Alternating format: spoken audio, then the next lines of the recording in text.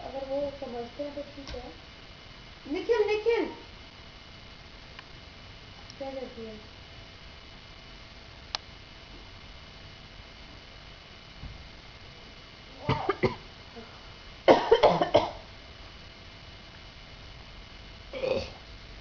क्या हुआ फिर? क्या हुआ?